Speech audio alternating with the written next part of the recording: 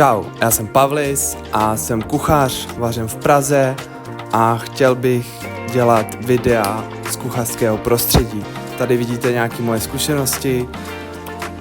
Mám rád, když můžu něco tvořit, takže jsem se rozhodl, že budu dělat ještě videa.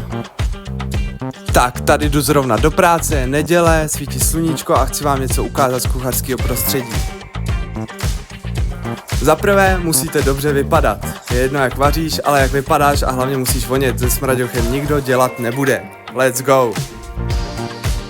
Tak, tady už se nacházíme v kuchyni, tohle je můj taneční prostor, tady dneska budu vařit, tady budu dělat všechny dobroty a už si tady připravuju věci jako prkno, brousím nože a dneska bych vám chtěl ukázat, jak si vyčistit hovězí konzomé a nějaký triky, tak jdeme na to.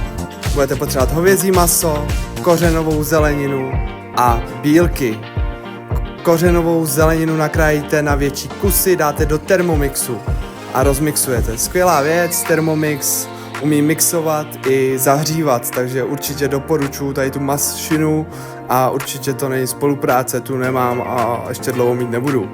Všechnu směs smícháte dohromady a dáte ji do studeného konzomé a pomalu zahříváte a jen lehce mícháte ze spodu, aby se vám nepřipálily bílky. Je to jako ženskou, takže na to netlač, nebo večer nic nebude. Ani postel, ani konzomé a to nechceš. Tak, po hodině a půl až 2 se nám to hezky vyčistilo, vidíte ten ošklivý bordel, ten já si trošku vyhážu, aby se mi to líp sedilo, protože vedle už mám danou gastrošku, kde mám cedníček a plátínko. Přes to plátínko to hezky vycedím a budu mít krásný čirej vývar.